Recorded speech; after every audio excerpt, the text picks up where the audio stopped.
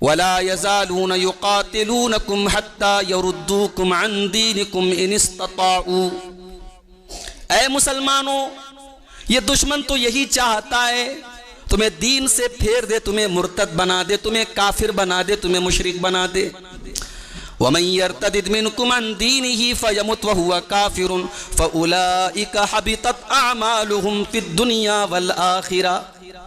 اور اے ایمان والو، کان کھول کر کے سن لو، اگر کوئی مرتد ہو بھی جائے، اگر کوئی اللہ کے دین سے پلٹ بھی جائے، کوئی اسلام میں آنے کے بعد دوبارہ کفر کا راستہ اپنا لے، تو اللہ کا کیا بگاڑ لے گا؟ اللہ کا کچھ نہیں بگاڑ سکتا۔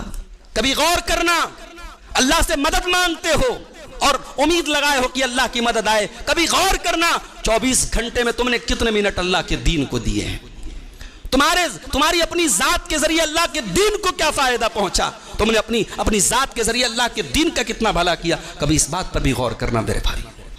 اللہ قرآن میں اپنے نبی کے صحابہ سے کہتا ہے، یا ایھا الذین آمنوا ان تنصروا اللہ ینصرکم ویثبت اقدامکم۔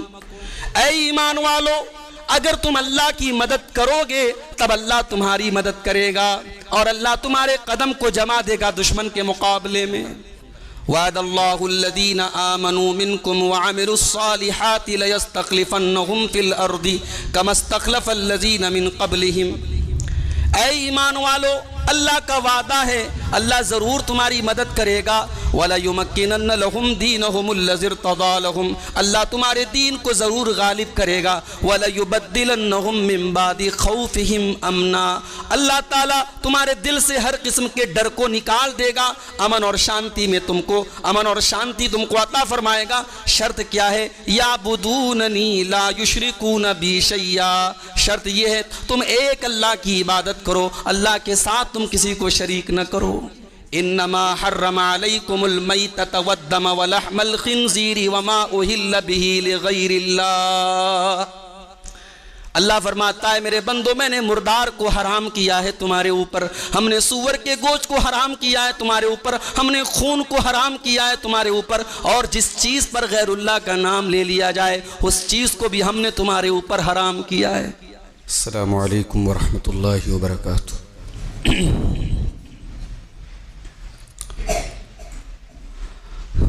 الحمد للہ نحمده ونستعینه ونستغفره ونعوذ باللہ من شرور انفسنا ومن سیئات اعمالنا، من يهده الله فلا مضل له ومن يضلل فلا هادي له، وأشهد أن لا إله إلا الله وحده لا شريك له، وأشهد أن محمدًا عبده ورسوله۔ يا أيها الذين آمنوا اتقوا الله حق تقاته ولا تموتن إلا وأنتم مسلمون۔ يا أيها الناس اتقوا ربكم الذي خلقكم من نفس واحدة وخلق منها زوجها وبث منهما رجالا كثيرا ونساء، واتقوا الله الذي تساءلون به والأرحام إن الله كان عليكم رقيبا۔ يا أيها الذين آمنوا اتقوا الله وقولوا قولا سديدا يصلح لكم أعمالكم ويغفر لكم ذنوبكم، ومن يطع الله ورسوله فقد فاز فوزا عظيما۔ أما بعد فإن خير الحديث كتاب الله، وخير الهدي هدي محمد صلى الله عليه وسلم، وشر الأمور محدثاتها وكل محدثة بدعة وكل بدعة ضلالة وكل ضلالة في النار۔ اعوذ باللہ من الشیطان الرجیم، بسم اللہ الرحمن الرحیم۔ یا ایہا الذین آمنوا ان تنصروا اللہ ینصرکم ویثبت اقدامکم۔ محترم علماء کرام، بزرگوں اور دوستوں، نوجوان ساتھیوں، ماؤں اور بہنوں، پیارے بچوں، اس وقت حالات کو دیکھتے ہوئے سب سے بڑا جو سوال ذہن میں پیدا ہوتا ہے اور جس کا جواب ہر شخص تلاش کر رہا ہے، وہ یہ ہے کہ آخر اللہ کی مدد کیوں نہیں آتی؟ انسانی تاریخ میں جب جب ایسا ماحول بنا ہے کہ کفر طاقتور ہو رہا ہے، تو اللہ تبارک و تعالی نے اپنے مومن بندوں کی مدد کی ہے۔ ایک وہ دور تھا جب مکہ کی سرزمین پر اللہ کا گھر تو تھا، خانہ کعبہ تو تھا، مگر لا الہ الا اللہ بولنے والا کوئی نہیں تھا۔ کچھ اکا دکا لوگ تھے جو حضرت ابراہیم علیہ السلام کے دین پر چل رہے تھے، لیکن وہ ان کی کوئی گنتی نہیں تھی۔ اکثریت مکہ میں بت پرستوں کی تھی، حتیٰ کہ ہمارے نبی صلی اللہ علیہ وسلم کے دادا پردادا وغیرہ بھی اسی ماحول میں اور اسی مذہب پہ تھے جو اس وقت مکے میں رائج تھا۔ بت پرستی آپ کے خاندان کے لوگ بھی کرتے تھے، اور اللہ کے نبی صلی اللہ علیہ وسلم کی پیدائش کے کچھ دن پہلے یہ واقعہ دنیا نے دیکھا کہ اس خانہ کعبہ کو ڈھانے کے لیے یمن سے ایک لشکر چلا، اور وہ لشکر ہاتھیوں کے اوپر آیا۔ اس زمانے میں یہ ایک نادر لشکر تھا، ہاتھی کے اوپر سوار ہو کر کے یہ لشکر آیا تھا۔ کسی کے اندر تاب نہیں تھی، طاقت نہیں تھی اس ہاتھی والے لشکر سے مقابلہ کرنے کی۔ اور جب ابرہہ کے سپاہی مکہ کی حدود میں داخل ہوئے اور انہوں نے اللہ کے رسول صلی اللہ علیہ وسلم کے دادا عبد المطلب کے کچھ اونٹوں کو پکڑ دیا، تو عبد المطلب آئے اور ابرہہ سے کہا کہ ہمارے اونٹ ہمیں واپس کر دو۔ ابرہہ کو معلوم تھا کہ یہ خانہ کعبہ کے متولی ہیں، مسجد حرام کے متولی ہیں۔ کہا بھائی بڑے عجیب آدمی ہو تم، جس خانہ کعبہ کے متولی ہو، تمہیں معلوم ہے اس کو ڈھانے کے لیے، اس کو گرانے کے لیے میں آیا ہوں، اور تمہیں اس کی کوئی چنتا نہیں، تمہیں اونٹوں کی فکر پڑی ہے۔ میں تو تمہیں بڑا سمجھدار آدمی سمجھتا تھا، بڑا یعنی ایماندار آدمی سمجھتا تھا، لیکن جس خانہ کعبہ کے تم ذمہ دار ہو اس کی تو تمہیں حفاظت کی کوئی پرواہ نہیں ہے۔ تو عبد المطلب نے ایک جواب دیا تھا، کہا تھا کہ ابرہہ ان لہو ربا یحفظہ، خانہ کعبہ کا ایک رب ہے، وہ اس کی حفاظت کرے۔ انا رب الابل، میں اونٹ کا مالک ہوں، میں خانہ کعبہ کا مالک نہیں ہوں، اس کا ایک رب ہے، وہ حفاظت کر لے گا۔ یعنی کہیں نہ کہیں ان کے دماغ میں، ان کے ذہنوں میں بھی یہ بات بیٹھی تھی کہ یہ اللہ کا گھر ہے، اس کو گرانا اتنا آسان کام نہیں ہے۔ اور یہ واقعہ اللہ کے رسول کی پیدائش کے تقریباً 40 یا 50 دن پہلے کا واقعہ ہے۔ اسی لیے اللہ کے نبی کی جو پیدائش کا سال ہے، آپ سیرت کی کتاب میں پڑھیے گا نا، اس کو عام الفیل کہا جاتا ہے، یعنی وہاں سے ایک نیا کیلنڈر شروع ہوا۔ یہ ہاتھیوں والا جو حملہ ہوا تھا، ہاتھیوں کا لشکر والا جو حملہ ہوا تھا، اس سال سے وہاں سے کاؤنٹ کیا جاتا ہے ٹائم کو۔ اب اللہ تعالیٰ نے مدد کی، کیسے مدد کی؟ قرآن کریم میں اللہ نے بیان کیا، أَلَمْ تَرَ كَيْفَ فَعَلَ رَبُّكَ بِأَصْحَابِ الْفِيلِ أَلَمْ يَجْعَلْ كَيْدَهُمْ فِي تَضْلِيلٍ وَأَرْسَلَ عَلَيْهِمْ طَيْرًا أَبَابِيلَ۔ اے نبی آپ نے نہیں دیکھا؟ اب ظاہر ہے نبی نے تو دیکھا کہاں، نبی کے تو پہلے کا واقعہ ہے۔ یہاں دیکھنے سے مراد یہ کہ آپ نے غور نہیں کیا، آپ نے سنا نہیں، آپ نے اس واقعے کے بارے میں جانا نہیں کہ آپ کے رب نے ہاتھیوں کے لشکر کے ساتھ کیا کیا۔ کیا کیا؟ الم یجعل کیدہم فی تضلیل، اللہ تبارک و تعالیٰ نے ان ہاتھیوں کے لشکر والوں کی تمام چالوں کو ناکام کر دیا۔ آئے تھے اس وقت کی بہت بڑی طاقت لے کر اور لشکر لے کر کے، اور اپنے دانست میں یہ سوچ کے آئے تھے یہ مکے کے بدو، یہ بکری چرانے والے، یہ کیا ہمارے ہاتھیوں کے لشکر کا مقابلہ کریں گے؟ ہمارے پاس وہ ویپنز ہے، وہ ہتھیار ہے، وہ طاقت ہے جس کا ان کے پاس کوئی توڑ نہیں ہے۔ پلاننگ تو بڑی مضبوط تھی۔ اللہ نے کہا کہ ہم نے ان کی چالوں کو فی تذلیل ختم کر دیا، ان کی ساری پلاننگ برباد ہو گئی۔ وَأَرْسَلَ عَلَيْهِمْ طَيْرًا أَبَابِيلَ، اور ہم نے ان کے اوپر پرندوں کو بھیجا، ابابیل۔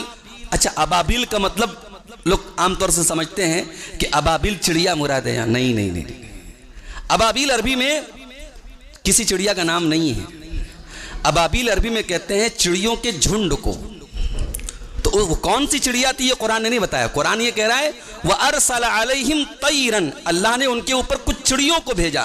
کیسی چڑیا تھی؟ ابابیل، جو جھنڈ کی جھنڈ میں آئی تھی، گروہ میں آئی تھیں، اکٹھے آئی تھیں۔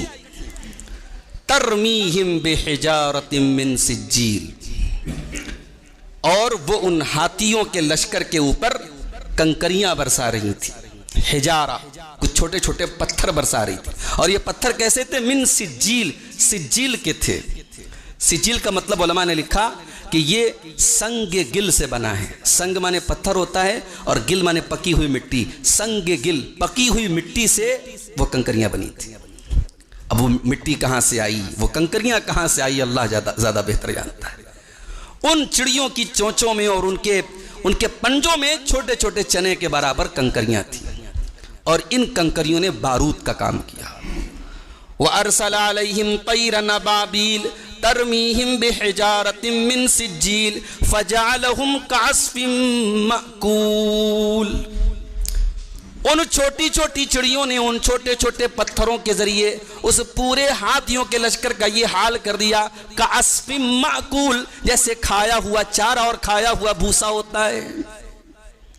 جیسے کسی چارے کو کوئی جانور کھا لے، اس کے کھانے کے بعد اس چارے کی کیا کیفیت، چارہ تو ایسے ہی دیکھنے میں اس کی کوئی ویلیو نہیں ہے، اور وہ بھی معقول کھایا ہوا چارہ۔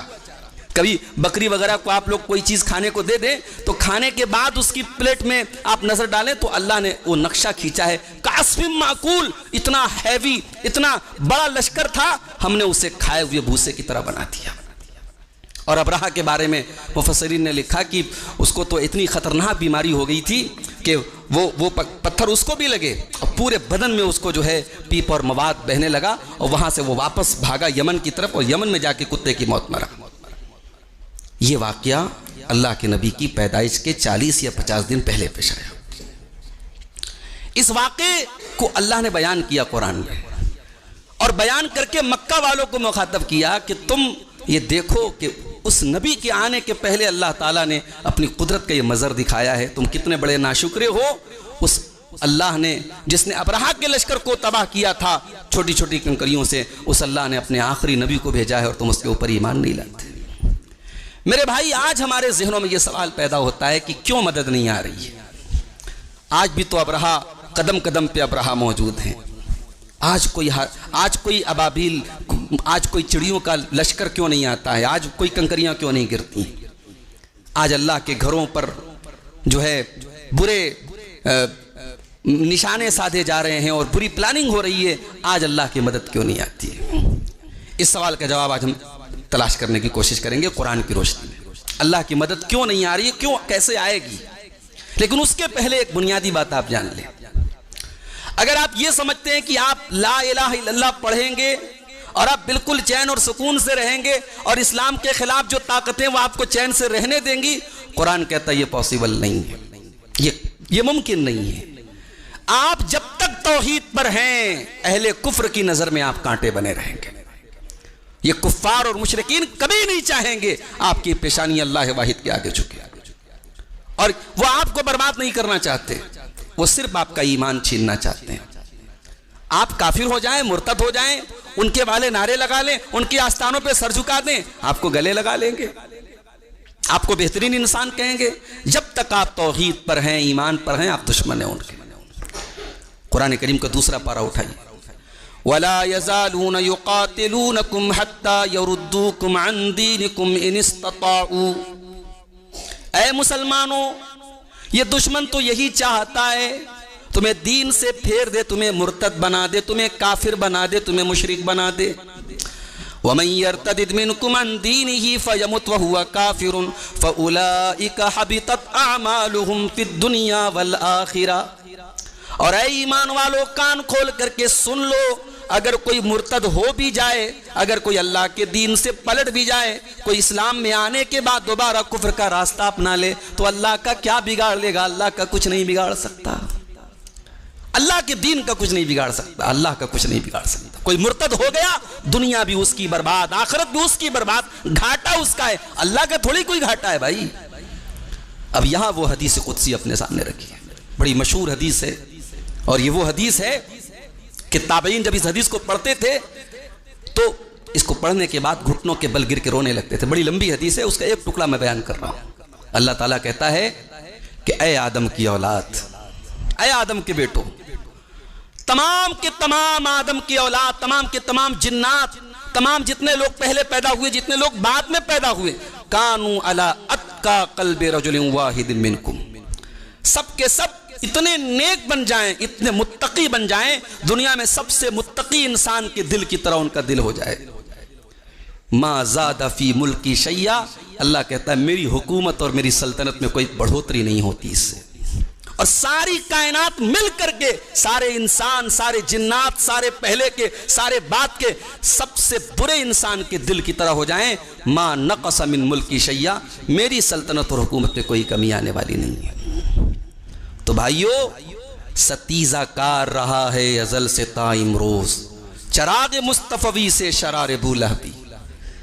مصطفیٰ جناب محمد رسول اللہ صلی اللہ علیہ وسلم نے رسالت کا جو چراغ روشن کیا تھا، اس چراغ سے ابو لہب کی دشمنی تو کل بھی تھی اور آج بھی ہے، لیکن ہاں وقت پلٹے گا۔ اللہ تبارک و تعالیٰ کا یہ وعدہ ہے کہ العاقبۃ للمتقین، بہترین انجام تو متقیوں کا ہونا ہے، دین تو اللہ کا غالب رہے گا، حالات یکساں نہیں رہیں گے۔ نور خدا ہے کفر کی حرکت پہ خندزن، پھوکوں سے یہ چراغ بجھایا نہ جائے گا۔ یریدون لیطفئوا نور اللہ بافواہہم واللہ متم نورہ ولو کرہ الکافرون۔ اللہ کہتا ہے کہ کوئی اپنے پھونکوں سے اللہ کے نور کو بجھانا چاہے تو یہ پاسبل نہیں۔ یہ اسلام اللہ کا نور ہے، یہ اللہ کا دین ہے، یہ اللہ کی نازل کردہ شریعت ہے، اس کو کوئی ختم نہیں کر سکتا ہے۔ تو یہ پہلی بات آپ یاد رکھیں۔ آپ کا دشمن صرف آپ کا ایمان چھیننا چاہتا ہے، وہ یہ نہیں چاہتا کہ آپ کو ختم کر دے۔ اسے پرابلم ہے آپ کی نماز سے، اسے پرابلم ہے آپ کے اسلامی شعائر سے، اسے پرابلم ہے آپ کی توحید سے۔ آپ اس کے رنگ میں رنگ جائیں، آپ کو گلے لگا لے گا۔ وَلَن تَرْضَ عَنْكَ الْيَهُودُ وَلَا النَّصَارَىٰ حَتَّىٰ تَتَّبِعَ مِلَّتَهُمْ۔ اے میرے حبیب، یہ یہودی، یہ نصارہ، یہ اسلام کے دشمن، یہ تب تک آپ سے راضی نہیں ہوں گے جب تک آپ ان کی ملت کی پیروی نہ کریں، ان کے تابعدار نہ ہو جائیں، ان کی آستانوں پر جبیں سائی نہ کریں، ان کے دروں پہ سر نہ جھکائیں، تب تک یہ آپ سے راضی نہیں ہو سکتے۔ اب اللہ کی مدد کیوں نہیں آتی؟ آئیے ہم اس کو تلاش کریں۔ اللہ کی مدد آئے گی، پہلا کام ہمیں کرنا پڑے گا۔ پہلی چیز یہ ہے کہ ہم ایمان کو مضبوط کریں۔ اللہ کا وعدہ ہے وَقَانَ حَقًّا عَلَيْنَا نَصْرُ الْمُؤْمِنِينَ، ایمان والوں کی مدد ہمارے، اللہ کہہ رہے ہیں ہمارے ذمے، ہم ضرور مدد کریں گے۔ إِنَّا لَنَنْصُرُ رُسُلَنَا وَالَّذِينَ آمَنُوا، ہم یقیناً مدد کرتے ہیں اپنے رسولوں کی اور ایمان والوں کی۔ وقت لگے گا۔ حضرت نوح علیہ السلام 950 سال تک اللہ کے دین کی دعوت دیتے رہے، لوگ مذاق اڑاتے رہے، مٹھی بھر لوگ ایمان لائے، لیکن پھر اللہ تعالیٰ نے ایمان والوں کو کشتی میں بچا لیا، باقی سب کو تباہ کر دیا۔ ٹائم لگ سکتا ہے، لیکن اللہ اہل ایمان کی مدد ضرور کرے۔ ان اللہ یدافع عن الذین آمنوا، اللہ اہل ایمان کا ڈیفینس کرتا ہے، اللہ اہل ایمان کا دفاع کرتا ہے۔ اب ہم سب اپنے ایمانوں کو ٹٹولے، ہمارا ایمان کیسا ہے، ہماری توحید کیسی ہے؟ بھئی ہمارے دین کی پہچان توحید سے ہے۔ اگر مسلمان کی توحید ایسی ہے کہ وہ اللہ کے در پہ بھی سر جھکا رہا ہے اور غیر اللہ کے در پہ بھی سر جھکا رہا ہے، وہ ایاک نعبد و ایاک نستعین بھی کہہ رہا ہے، اور صاحب بڑے پیر صاحب کے نام پہ جو ہے وہ نظر و نیاز اور ان کے نام کی بریانی بھی تقسیم کروا رہا ہے، اور ان کو غوث اعظم کا لقب بھی دے رہا ہے، وہ شیخ عبد القادر جیلانی کو جو ہے غوث اعظم کہہ رہا ہے، حضرت علی کو مشکل کشا کہہ رہا ہے۔ اس کی توحید میں کھوٹ ہے، اس کے ایمان میں کھوٹ ہے۔ اللہ کے کھوٹ والی توحید نہیں چلے گی، اللہ کے پیور توحید چلے گی۔ اللہ نے فرمایا سورہ نور کے اندر وعد اللہ الذین آمنوا منکم وعملوا الصالحات لیستخلفنہم فی الارض کما استخلف الذین من قبلہم۔ اے ایمان والو، اللہ کا وعدہ ہے اللہ ضرور تمہاری مدد کرے گا. وَلَيُمَكِّنَنَّ لَهُمْ دِينَهُمُ الَّذِي ارْتَضَىٰ لَهُمْ اللہ تمہارے دین کو ضرور غالب کرے گا. وَلَيُبَدِّلَنَّهُمْ مِن بَعْدِ خَوْفِهِمْ أَمْنًا اللہ تعالیٰ تمہارے دل سے ہر قسم کے ڈر کو نکال دے گا. امن اور شانتی میں امن اور شانتی تم کو عطا فرمائے گا. شرط کیا ہے؟ یعبدوننی لا یشرکون بی شیئا شرط یہ ہے تم ایک اللہ کی عبادت کرو, اللہ کے ساتھ تم کسی کو شریک نہ کرو. یہ کرائے کے مسلمان.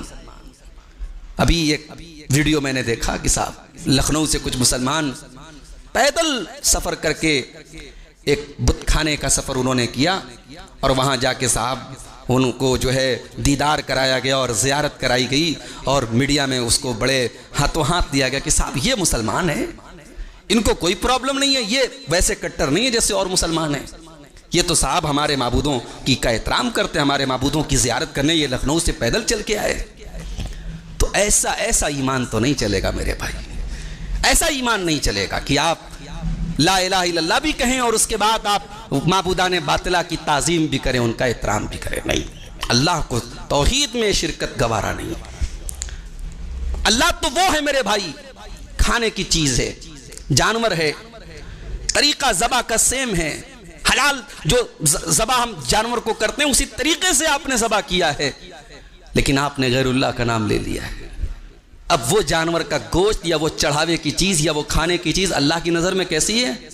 انما حرم علیکم المیتۃ والدم ولحم الخنزیر وما اہل بہ لغیر اللہ.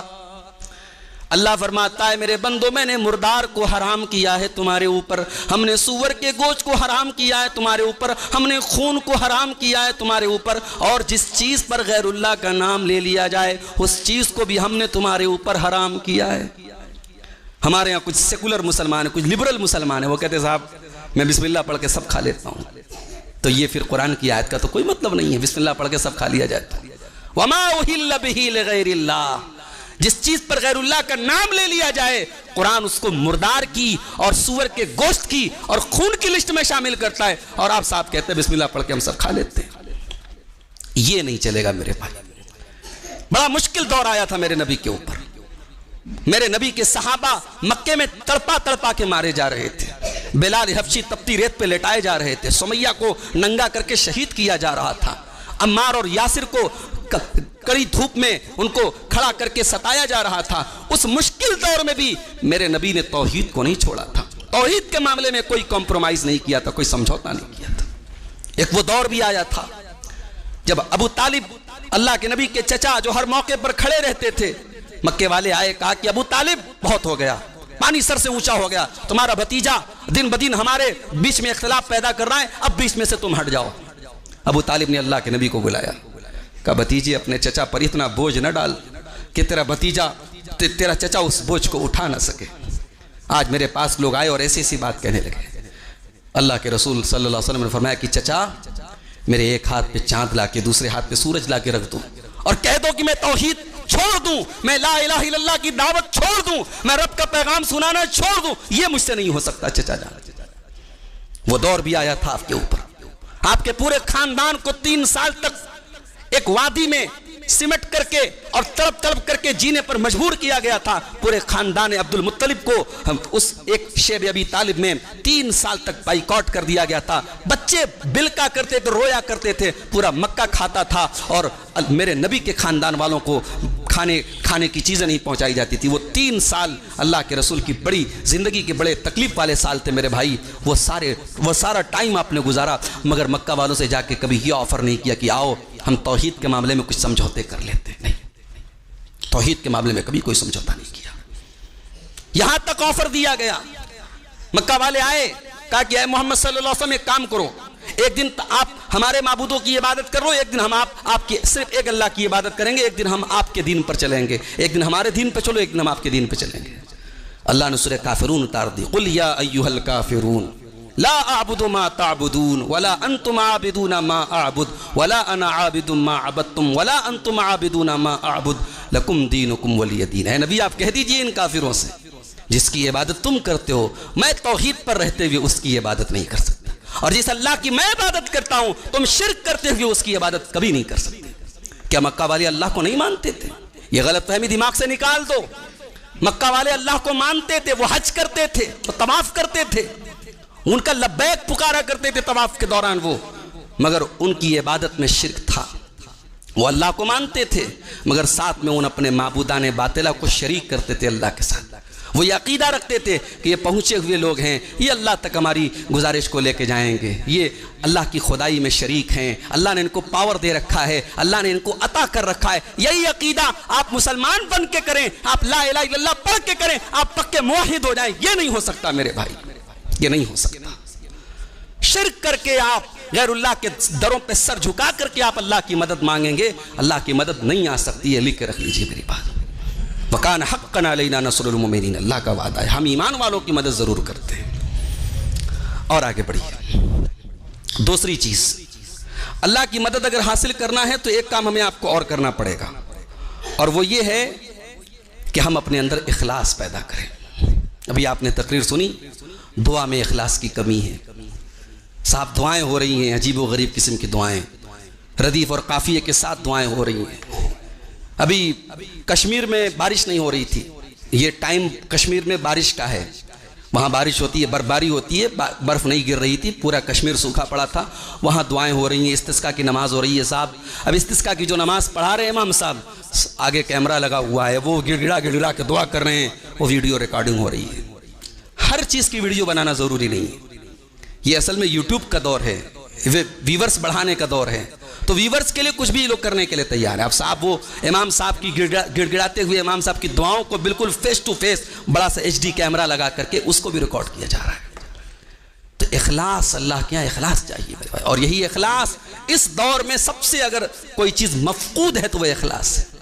حتیٰ کہ ہم اخلاص پر بات کرتے ہیں، ہماری بات میں اخلاص نہیں ہے، ہماری گفتگو میں اخلاص نہیں ہے، ہم ایک دوسرے سے ملتے ہیں، ہماری مسکراہٹوں میں منافقت بھری ہے۔ انسان ایک دوسرے سے مسکرا کے ملتا ہے تو اس میں بھی آج کوئی مفاد ہوتا ہے، انسان اتنا بے ایمان ہو چکا ہے۔ اللہ تعالیٰ کے یہاں اخلاص کی بڑی قیمت ہے میرے بھائی۔ جانتے ہو اخلاص کی قیمت کیا ہے؟ ہمارے مسجد پر کوئی ایسا آدمی آ جائے جو بالکل فٹیچر ہو، کپڑے پھٹے پرانے ہو، میلا کچیلا ہو، تو ہم تو یہی سمجھیں نا یار بیکار آدمی، اس کو بھگا دو۔ لیکن اگر وہ انسان اللہ کا نیک بندہ ہے، مخلص ہے، اخلاص ہے اس کے اندر، اللہ کے نبی فرماتے ہیں کم من اشعث اکبر مدفوع بالابواب، کتنے لوگ ایسے ہیں بال برا گندہ ہیں، کپڑے میلے کچیلے ہیں، دروازے پہ چلے جائیں لوگ دروازے پہ دھکے دے کے بھگا دیں، ان کی ظاہری حیت اتنی ہے مگر وہ اتنے اخلاص والے ہیں، لو اقسم علی اللہ لابرہ، اگر وہ اللہ کی قسم کھا کے کوئی بات کریں تو اللہ ضرور ان کی بات کو پوری کرتا ہے۔ اللہ کے اخلاص کی بڑی قیمت ہے، اخلاص کے بغیر اللہ کے عمل کا کوئی مطلب نہیں ہے میرے بھائی۔ سورہ کہف پڑھتے ہیں آپ جمعہ کے دن، سورہ کہف کی آخری آیت کیا ہے؟ فمن کان یرجو لقاء ربہ فلیعمل عملا صالحا ولا یشرک بعبادۃ ربہ احدا۔ جو اپنے رب سے ملاقات کرنا چاہتا ہے، جو جنت میں جانا چاہتا ہے، جو اللہ تعالیٰ کے یہاں کامیاب ہونا چاہتا ہے، وہ دو کام کر لے۔ فَلْيَعْمَلْ عَمَلًا صَالِحًا، وہ ایسا عمل کرے جو نیک عمل ہو، وَلَا يُشْرِكْ بِعِبَادَةِ رَبِّهِ أَحَدًا، اور اپنے نیک عمل میں اللہ کے ساتھ کسی کو شریک نہ کرے۔ ریاکاری کرنے والا شریک کرتا ہے۔ اللہ کے رسول فرماتے ہیں جو نماز پڑھتا ہے دوسروں کو دکھانے کے لیے، اللہ تعالیٰ قیامت کے دن کہے گا جا، جس کو دکھانے کے لیے تو نے نماز پڑھی تھی جا کے اس سے ثواب لے، میں تجھے کوئی ثواب نہیں دوں گا۔ اللہ تبارک و تعالیٰ ریاکار کو کوئی ثواب نہیں دے گا۔ ریاکار کی نماز اس کے منہ پر مار دی جائے۔ فویل للمصلین، ان نمازیوں کے لیے بربادی ہے، الذین هم عن صلاتهم ساہون، جو اپنی نماز سے غافل رہتے ہیں، الذین هم یراؤون، جو ریاکاری کرتے ہیں۔ تو میرے بھائیو اخلاص پیدا کرو اپنے اندر، اخلاص کے بغیر اللہ کی مدد نہیں آئے گی۔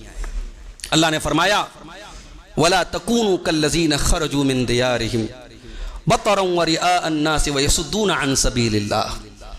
اپنے نبی کے صحابہ کو مخاطب کر کے اللہ نے فرمایا اے میرے نبی کے صحابہ، اللہ کی راہ میں جہاد کے لیے نکل رہے ہو، خبردار تمہارے نکلنے کا انداز بھی کافروں کی طرح نہیں ہونا چاہیے، ان کی طرح نہ نکلو جو اتراتے ہوئے اور دکھاتے ہوئے اور لوگوں کو اللہ کے راستے سے روکتے ہوئے نکلتے ہیں۔ تم اللہ کی راہ میں بھی نکلو تو تمہارے اس نکلنے میں بھی اخلاص ہونا چاہیے۔ اللہ کے نبی صلی اللہ علیہ وسلم جب فتح مکہ کے موقع پر مکہ میں داخل ہوئے، اللہ اکبر، مجھے سیرت النبی کا یہ چیپٹر سب سے زیادہ پسند ہے۔ سیرت تو پوری اللہ کے رسول کی تو پوری سیرت دل سے لگانے کے لائق ہے، مگر کبھی موقع ملے نا فتح مکہ کا چیپٹر کھولنا اور وہ دیکھنا وہ انداز کیا تھا میرے نبی کا مکہ میں داخل ہونے کا۔ یہی مکہ ہے جہاں سے آپ کو نکالا گیا تھا، جہاں آپ کے اوپر اللہ کی بارگاہ میں نماز پڑھنا دو بھر کر دیا گیا تھا۔ آپ نماز پڑھتے تھے، کوئی آ کر کے آپ کا گلا دبانے کی کوشش کر رہا ہے، کوئی آپ کے اوپر گندگی لا کے ڈال رہا ہے۔ اسی مکہ میں اللہ کے نبی آج فاتحانہ شان کے ساتھ داخل ہو رہے ہیں۔ 10,000 صحابہ کرام آپ کے ساتھ ہیں، آپ کے ایک اشارے ابرو پر جان لٹانے کو تیار ہیں، مگر میرے نبی کی چال میں نہ کوئی فخر ہے، نہ غرور ہے، نہ تکبر ہے۔ حدیث کے الفاظ ہیں، سیرت کے الفاظ ہیں۔ اللہ کے پیارے نبی جب فتح مکہ کے موقع پہ داخل ہوئے تو تواضع کے ساتھ، نرمی کے ساتھ، چہرے کو جھکائے ہوئے، آنکھوں سے آنسو بہ رہے ہیں، اور اللہ کی تسبیح اور اللہ کے شکر کے کلمات آپ کی زبان پر جاری، اور اس حال میں آپ مکہ میں داخل ہو رہے ہیں۔ میرے بھائیوں، ریاکاری سے ہمیشہ اپنے آپ کو بچاؤ۔ یہ دور ریاکاری کا ہے۔ یہاں تو صاحب کسی کی مدد بھی کی جاتی ہے تو یہ دیکھا جاتا ہے لوگوں کو پتہ چلا کہ نہیں چلا۔ وہ دور ختم ہو گیا، وہ دور چلا گیا جب لوگ پردے کے پیچھے مدد کر دیا کرتے تھے۔ کتنے غریب گھر تھے ہمارے بنارس کی میں بات کر رہا ہوں، کتنے وہ لوگ دنیا سے چلے گئے جن کے بارے میں ہم سنا کرتے تھے کہ محلے کے کتنے غریب پریواروں کی کفالت کر دیا کرتے تھے، کسی کو کانوں کان خبر نہیں ہوتی تھی۔ آج تو صاحب ریس لگی ہے کہ میں نے 10 لاکھ چندہ دیا تو صاحب میرا نام 10 منٹ تک جو ہے چندہ والے مولوی صاحب 10 منٹ تک مجھے دعا دیتے رہے، اتنا میں نے لمبا چندہ دیا ہے۔ تو آج ہمارا حال ہے۔ میرے بھائیوں، اخلاص اللہ کو پسند ہے، ریاکاری نہ پسند ہے۔ اللہ کی نظر میں بہت بڑی عبادت ہے جہاد فی سبیل اللہ۔ اللہ کے نبی سے پوچھا گیا کہ اے اللہ کے نبی، ایک آدمی جہاد کر رہا ہے، یقاتل شجاعتن، بہادری کے لیے جہاد کر رہا ہے۔ ایک دوسرا آدمی جہاد کر رہا ہے، یقاتل حمیتن، حمیت میں کر رہا ہے۔ اس کے خاندان کی بات آ گئی، اس کی عزت و آبرو کی بات آ گئی، حمیت میں لڑ رہا ہے۔ وَيُقَاتِلُ الرِّيَاءً، اور ایک آدمی ریاکاری کے لیے، دکھانے کے لیے لڑ رہا ہے۔ اَيُّ ذَلِكَ فِي سَبِيلِ اللَّهِ، اے اللہ کے نبی، ان میں سے کون انسان اللہ کی راہ میں لڑ رہا ہے؟ اللہ کے رسول صلی اللہ علیہ وسلم فرمایا، مَنْ قَاتَلَ لِتَكُونَ كَلِمَةُ اللَّهِ هِيَ الْعُلْيَا فَهُوَ فِي سَبِيلِ اللَّهِ، جو اس لیے جہاد کر رہا ہے اللہ کی راہ میں، اس لیے لڑ رہا ہے کہ اللہ کا کلمہ بلند ہو، وہی اللہ کی راہ میں جہاد کر رہا ہے۔ باقی بہادری کے نام پہ، حمیت کے نام پہ، خاندان کی عزت کے نام پہ، اپنی ناک کے نام پہ جو لڑ رہا ہے وہ جہاد فی سبیل اللہ نہیں کر رہا ہے۔ بھئی جان دے رہا ہے ایک آدمی، مگر اللہ کی نظر میں اس کی ویلیو نہیں ہے۔ کیوں؟ کیونکہ اس کا مقصد غلط ہے۔ مقصد آپ کا اللہ کے کلمے کو بلند کرنا، اللہ کے دین کو بلند کرنا ہے، تب وہ جہاد فی سبیل اللہ تعالیٰ کیا معتبر ہے۔ تیسری چیز، اللہ کی مدد چاہیے، ایک کام اور کرنا ہے ہمیں، اللہ کے دین کی مدد کرنا ہے۔ اللہ کے دین کی مدد کرنا ہے۔ اب یہاں یہ بھی نوٹ کر لو، اللہ کو ہماری مدد کی ضرورت نہیں ہے۔ اگر ہم یہ سمجھتے ہیں صاحب ہم پیسے والے ہیں، ہم چندے نہ دیں، ہم تعاون نہ کریں گے، مسجدیں نہیں بنیں گی، یہ غلط فہمی اپنے دل سے نکال دو میرے بھائی۔ اگر اللہ نے آپ کو پیسہ دیا اور آپ کا پیسہ مسجد میں لگ رہا ہے نا، یہ اللہ کا احسان ہے آپ کے اوپر۔ اللہ نے آپ کو عالم بنایا اور آپ کے علم سے لوگوں کو فائدہ ملا، یہ اللہ کا احسان ہے آپ کے اوپر۔ اللہ کو کام لینا ہوتا ہے۔ اعظم گڑھ کی سرزمین پر ایک غیر مسلم نوجوان تھا، باقے رام نام تھا اس کا، باقے رام نام تھا اس کا۔ اس نے اسلام قبول کیا، عمر آباد کی سرزمین پر دین کا علم حاصل کیا، مدینہ یونیورسٹی میں جا کر کے اس نے آگے کی تعلیم حاصل کی، اور دنیا اسے دکتور ضیاء الرحمن اعظمی محدث کے نام سے یاد کرتی ہے۔ اور اس انسان کے ذریعے جو ایک زمانے میں غیر اللہ کے دروں پہ جا کے سر جھکایا کرتا تھا، اللہ نے ایسا کام لیا کہ آج حدیث کے اوپر اتنا بڑا انہوں نے کام کیا۔ انہوں نے الجامع الکامل کے نام سے صحیح حدیثوں کا اتنا بڑا مجموعہ تیار کیا کہ 1400 سال کی تاریخ میں صحیح حدیثوں کا اتنا بڑا مجموعہ کسی نے تیار نہیں کیا تھا۔ علامہ البانی رحمۃ اللہ علیہ کی خدمات اپنی جگہ ہیں، مگر شیخ ضیاء الرحمن اعظمی صاحب نے الجامع الکامل کے نام سے 12-13 جلدوں میں اللہ کے رسول کی تمام صحیح حدیثیں جو اب تک موجود ہے دنیا میں جہاں جہاں، انہوں نے سب کو اکٹھا کیا ہے۔ یہ باقے رام کا ایک نوجوان، اس کو اللہ نے اس مقام تک پہنچایا۔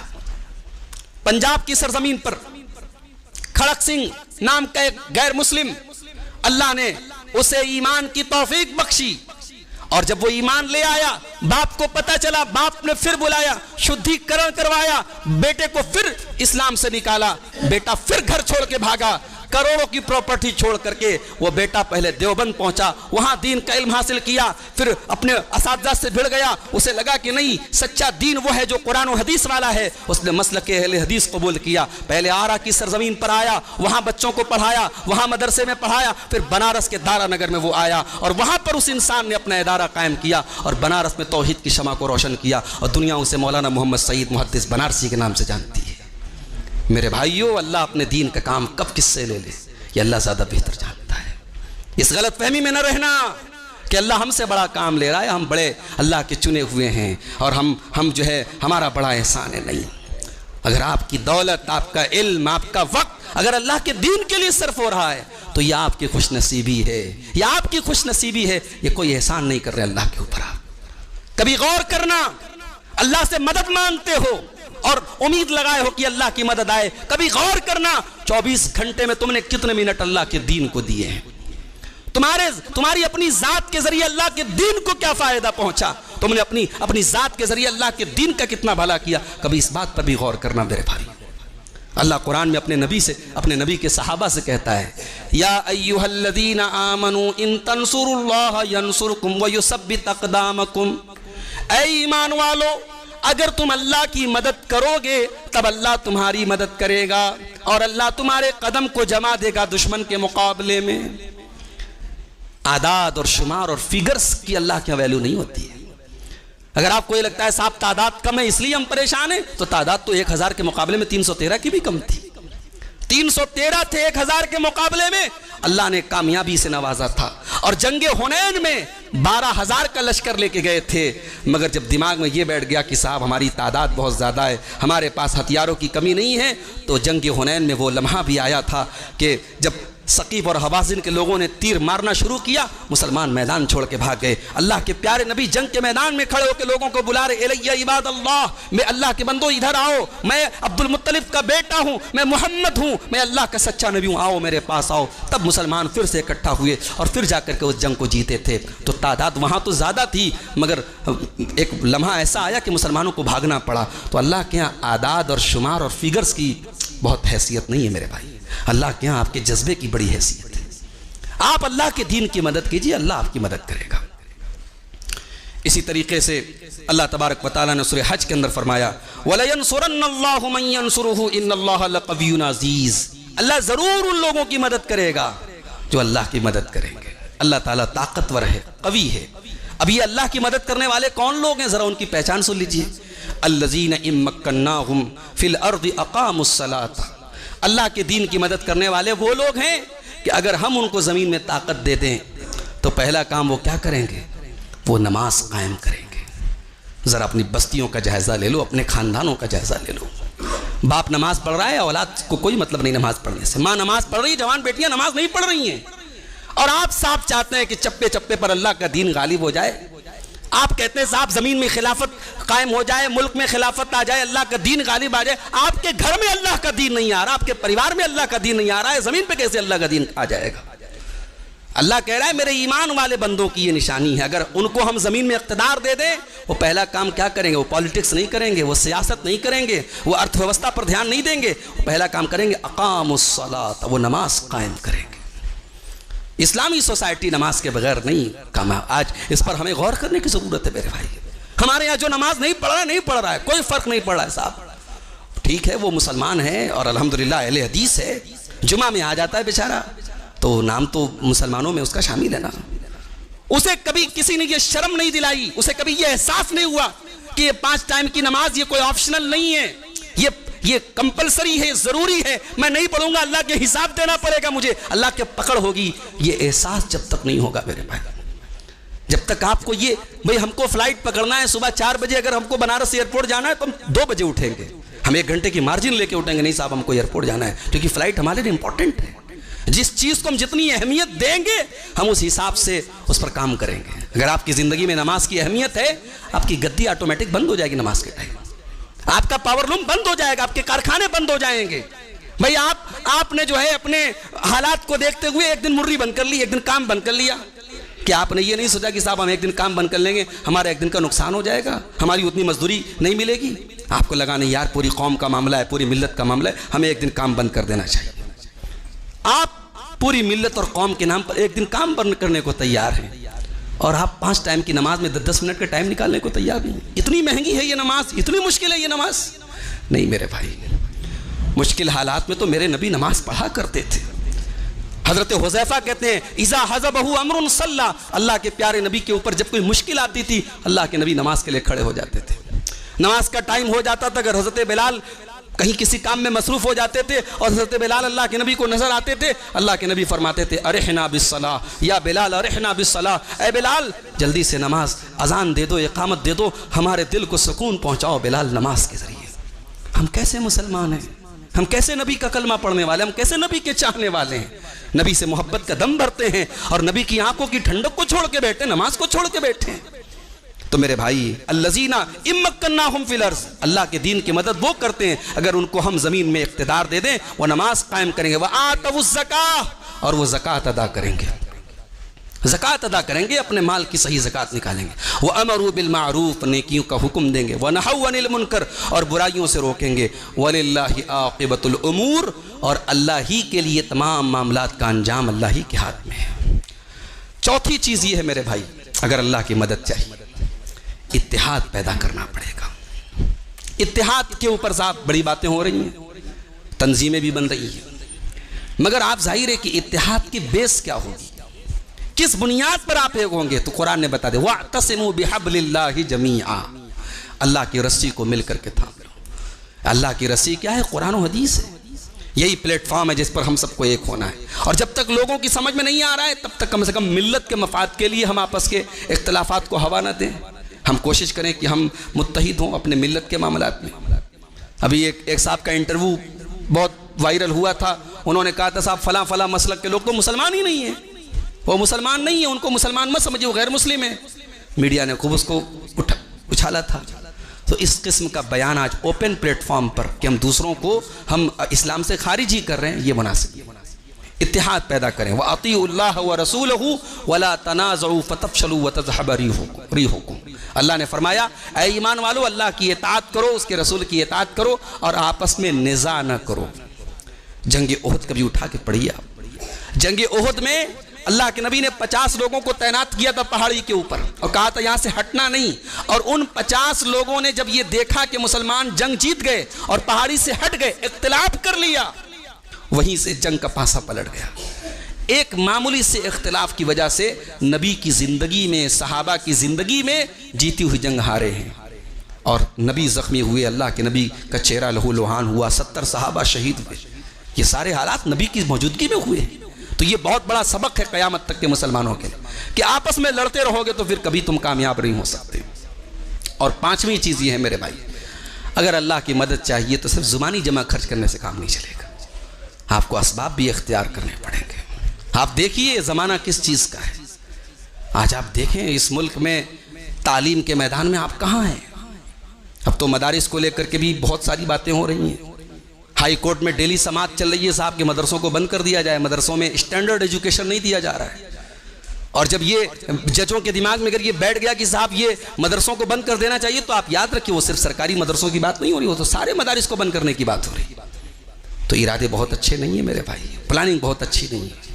تو ہمیں اور آپ کو اس کا متبادل اور الٹرنیٹ تلاش کرنا پڑے گا. آج ہمارے بچے ہائر ایجوکیشن میں, اعلیٰ تعلیم میں کیسے آگے بڑھیں.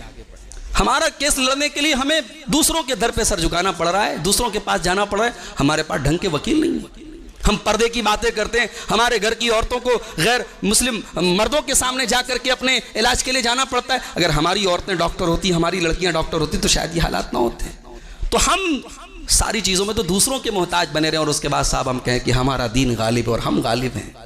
آپ کو زمانے اور وقت کی نزاکت کو سمجھنا پڑے گا. آپ کو دین کا بیسک علم بھی حاصل کرنا ہے اور دنیا کی اعلیٰ تعلیم بھی حاصل کرنا ہے, اور یہ کوئی مشکل کام نہیں ہے. اسی ملک میں آپ سے چھوٹی چھوٹی کمیونٹی ہیں, سکھ لوگوں کو آپ دیکھ لیں, جین لوگوں کو آپ دیکھ لیں, چھوٹی چھوٹی کمیونٹی ہے, مگر آج ان کا ایک پاور ہے. آج آپ دیکھیں ہمارے پڑوسی ملک میں ایک حکومت آئی, میں نے پڑھا تھا کہیں, اللہ عالم کی یہ خبر کتنی صحیح ہے, کہ وہاں جب حکومت آئی اور ایک خان صاحب جب وہاں کے حکمراں بنے تو انہوں نے اپنے پرائیویٹ اسسٹنٹ کے طور پر ایک ایسے آدمی کو رکھا جو قادیانی تھا. لوگوں نے اعتراض کیا کہ صاحب آپ نے قادیانی کو اپنا اسسٹنٹ بنایا ہے. تو انہوں نے کہا کہ یہ جو اس کے پاس جو ڈگری ہے، جو ٹیلنٹ ہے، اور اکنامکس کو لے کر کے اور ملک کے مسائل کو لے کر کے اس کے پاس جو سولوشن ہے وہ کسی اور کے پاس نہیں. تو وہ وہاں پر قادیانی ہمارے پڑوسی ملک میں قانون کی نظر میں غیر مسلم ہے، اس کے باوجود حکمراں کو اپنے پرائیویٹ اسسٹنٹ کے طور پر ایک قادیانی کو رکھنا پڑا، کیونکہ اس لیول کا آدمی کوئی ان کو مسلمانوں میں نظر نہیں آیا. آپ اپنے آپ کو اتنا ٹیلنٹڈ بنائیے، آپ ملک کی ضرورت بن جائیں، آپ اس مقام اور لیول تک پہنچیے کہ آپ کو کوئی نظر انداز نہ کر سکے، آپ کو اگنور نہ کر سکے. تو اللہ تعالیٰ نے قرآن کریم میں فرمایا سورہ انفال کے اندر وَأَعِدُّوا لَهُم مَّا اسْتَطَعْتُم مِّن قُوَّةٍ وَمِن رِّبَاطِ الْخَيْلِ، کہ اپنے دشمن سے مقابلے کے لیے جو بھی تم طاقت اکٹھا کر سکتے ہو کرو. وَمِن رِّبَاطِ الْخَيْلِ، اپنے گھوڑوں کو باندھ کے رکھو. اس زمانے میں گھوڑے بڑی طاقت کی علامت مانے جاتے تھے. گھوڑے کام نہیں کر رہے لیکن باندھ کے رکھو. تُرْهِبُونَ بِهِ عَدُوَّ اللَّهِ وَعَدُوَّكُمْ، یہ گھوڑے بندے رہیں گے تمہارے تو دشمن کو ڈر محسوس ہوگا، نہیں یہ گھوڑے بندے ہیں، یہ تیار ہے ہمارا مقابلہ کر سکتا ہے. ایک بڑی دلچسپ بات آپ کو بتاؤں، حضرت خالد بن ولید کی سیرت کا کبھی مطالعہ کیجئے. رومن امپائر سے ایک جنگ لڑی گئی، جنگ موتا، بڑی عظیم جنگ ہے، اللہ کے رسول کی زندگی کی ہے. اس جنگ میں اللہ کے نبی نے 3 لوگوں کو کمانڈر بنایا تھا. کہا تھا کہ حضرت جعفر طیار کو کمانڈر بنایا جائے، اگر ان کا انتقال ہو جائے تو پھر حضرت زید بن حارثہ کو بنایا جائے، اور پھر ان کا انتقال ہو جائے تو کسی اور کو. 3 لوگوں کا نام آپ نے طے کیا تھا اور کہا تھا جب وہ تینوں اگر شہید ہو جائے تو پھر جس کو مناسب سمجھو اس کو کمانڈر بنا دو. اب یہ صاحب 10,000 کی فوج تھی اور دشمن کی تعداد 2 لاکھ تھی، یعنی یہاں کوئی ریشیو ہی نہیں تھا. اب جب جنگ شروع ہوئی، تینوں کمانڈر جو اللہ کے رسول کے طے ہوئے تھے تینوں باری باری شہید ہو گئے. اب اس کے بعد جنگ کا جھنڈا حضرت خالد بن ولید نے اٹھایا، اور خالد بن ولید کو ایسے ہی اللہ کی تلوار نہیں کہا گیا. اللہ، یہ بندہ واقعی میں نبی کے صحابہ میں اس انسان کا اپنا ایک مقام ہے میرے بھائی. اگر ابو بکر صدیق کی صداقت اور عمر فاروق کا جلال اور حضرت عثمان غنی کی حیا اور علی مرتضیٰ کی بہادری اپنی جگہ ایک مثال ہے، تو خالد بن ولید کا یہ ریکارڈ بھی ایک مثال ہے کہ جس جنگ کی کمانڈ شپ انہوں نے کی ہے، جس جنگ کی قیادت انہوں نے کی ہے، وہ جنگ کبھی وہ ہارے نہیں. اب یہاں 2 لاکھ کے مقابلے میں 10,000 کی فوج کو سروائیو کر لینا، بچا کے لے کے چلے جانا، یہ بہت بڑا کمال تھا.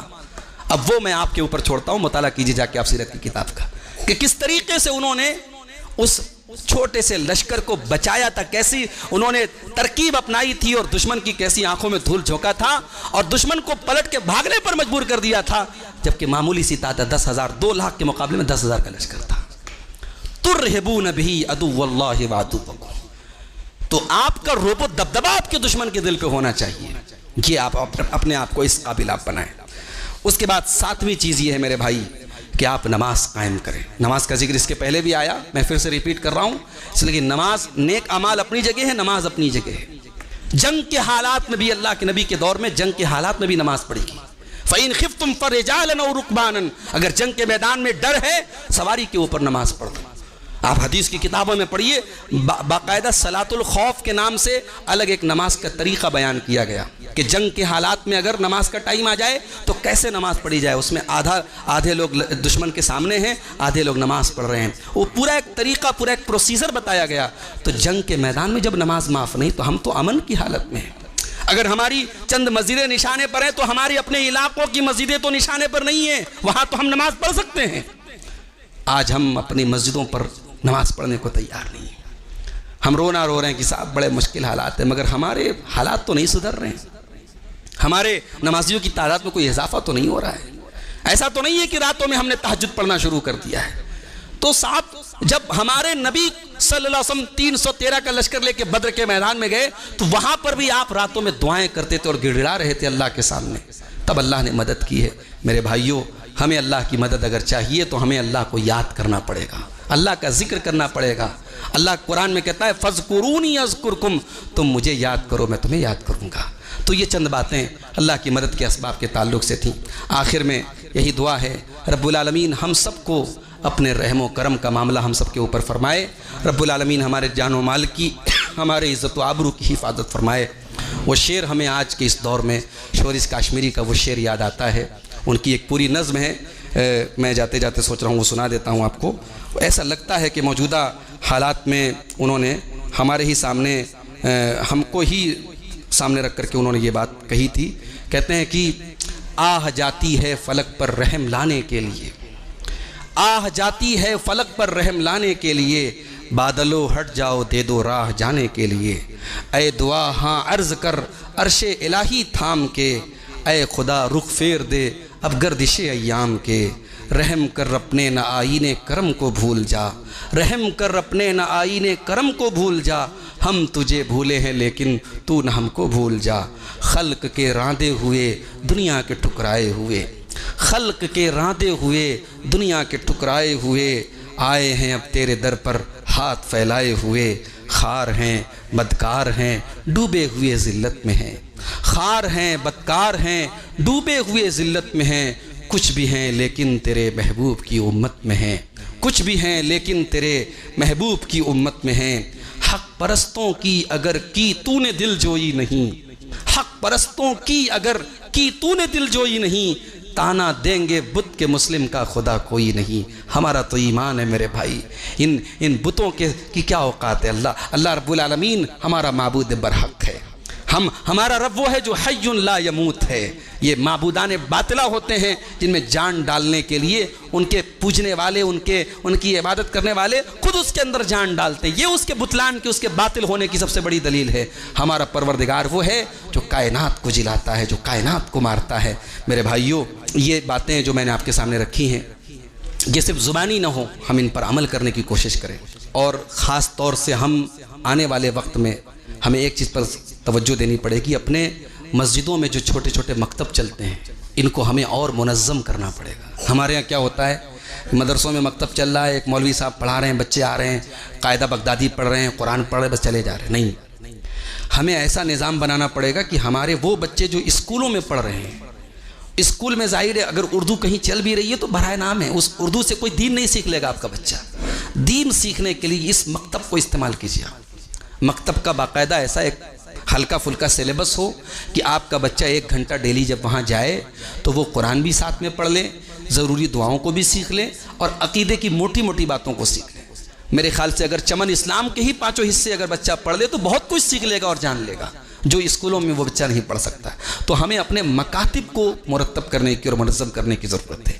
ایک کام کرنے کا یہ ہے، اور اسی طریقے سے ہمارے یہاں ایک اور چیز ہم دیکھ رہے ہیں کہ جلسہ ہو رہا ہے، پروگرام ہو رہا ہے، چند لوگ ہیں جو لگے بدے ہیں، ہر پروگرام میں آ رہے ہیں، وہ آ رہے ہیں، ایک بڑا طبقہ وہ ہے جو نہیں آ رہا ہے۔ اس کو کیسے لایا جائے، اس پر ہمیں محنت کرنے کی ضرورت ہے۔ عورتوں کا بھی یہی معاملہ ہے، چند ماشاءاللہ عورتیں ہیں، ان کو پتہ لگ جائے رسول پورہ میں پروگرام میں چلی آ رہی ہیں، لیکن بڑی تعداد عورتوں کی ایسی ہے، لڑکیوں کی ایسی ہے، وہ دین کو بالکل سیکھ نہیں رہی ہیں، سن نہیں رہی ہیں۔ ان لڑکیوں تک، ان عورتوں تک دین کو کیسے پہنچایا جائے، یہ بہت ضروری ہے میرے بھائی۔ حالات آپ دیکھیں، حالات یہ ہیں، آئے دن ہم خبریں دیکھتے ہیں، سنتے ہیں کہ ہماری قوم کی بیٹیاں آج غیروں کے ساتھ نظر آ رہی ہیں، اپنی عزتوں کا سودا کر رہی ہیں، اپنی عصمت لٹوا رہی ہیں۔ یہ حالات یہ بتا رہے ہیں کہ تربیت کی بے حد کمی ہے، دین کی بے حد کمی ہے۔ اپنی عورتوں تک، اپنی بچیوں تک ہم دین کو کیسے پہنچائیں، اس پر بھی ہمیں غور کرنے کی ضرورت ہے۔ اگر 4 بچیاں ہیں، 5 بچیاں ہیں، کسی ایک بچی کو آپ عالمہ بنائیں، 4 بیٹے ہیں، کسی ایک بیٹے کو عالم بنائیں، صرف اس لیے نہیں کہ وہ آگے چل کر کے وہ ایک بس عالم رہے، اس لیے کہ آپ کے گھر میں اور آپ کے خاندان میں اور آپ کی فیملی میں دین باقی رہے۔ یہ بہت ضروری ہے میرے بھائی۔ نبیوں نے اپنی آنے والی نسلوں کی فکر کی ہے۔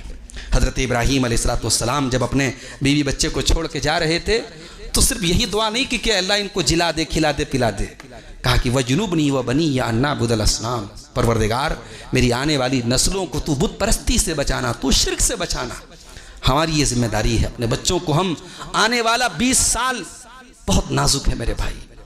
یہ اس لیے نازک نہیں ہے کہ آپ کی مسجدیں خطرے میں ہیں، یہ اس لیے نازک نہیں ہے کہ آپ کی جو ہے شہریت خطرے میں ہے، یہ اس لیے نازک ہے کہ آپ کی نوجوان نسل کو دھیرے دھیرے اس کو مینٹل طور پر، اس کو ذہنی طور پر اس کو دین سے دور کرنے کی پوری پلاننگ ہو رہی ہے۔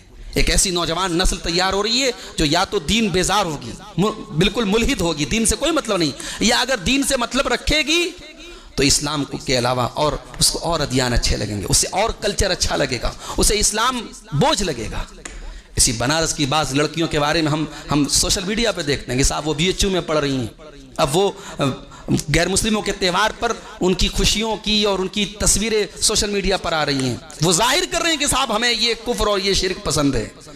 یہ ہماری قوم کی بیٹیاں ہیں۔ آپ کے اسی علاقے کے ایک صاحب کے بارے میں نے سنا، بڑے اچھے خاندان کے ہیں، بڑے معزز خاندان کے ہیں، ابھی پچھلے مہینے انہوں نے کارڈ بانٹا تھا اور کارڈ پر باقاعدہ جو ہے ایک غیر مسلموں کے جو ہے ایک مذہبی اس کی معبود کی تصویر بھی لگی تھی، اور صاحب اس کو اپنے آپ کو یہ دکھانے کے لیے صاحب کہ میں بہت ماڈرن ٹائپ کا ہوں اور بڑا معتدل مزاج ہوں۔ میرے بھائیو، یہ ہمیں اس کی چنتا ہونی چاہیے کہ آنے والی ہماری نسل کہیں اس رنگ میں نہ رنگ جائے، پھر بہت مشکل ہو جائے گا۔ تو ہمیں اپنے بچوں اور اپنی آنے والی نسلوں کے ایمان اور عقیدوں کو بچانے پر محنت کرنی پڑے گی۔ کاروبار انشاءاللہ آج ڈاؤن ہے، کل پھر اوپر ہو جائے گا، آج کوئی مسئلہ ہے کل وہ حل ہو جائے گا انشاءاللہ، مگر دین نہیں، ایمان نہیں، توحید نہیں تو پھر ہم کہاں جائیں گے؟ ہمارا کیپٹل تو یہی ہے، اس لیے اپنے دین اور ایمان کو بچانے کی ہم فکر کریں۔ اللہ تعالی ہم سب کو اس کی توفیق عطا فرمائے۔ نماز کے لیے ابھی اذان انشاءاللہ 5-10 منٹ پہ ہوگی، آپ حضرات سے گزارش ہے کہ اب چونکہ وقت کم ہے آپ نماز پڑھ کے ہی مسجد سے تشریف لے جائیں۔ وآخر دعوانا الحمدللہ رب العالمین، والسلام علیکم ورحمۃ اللہ وبرکاتہ۔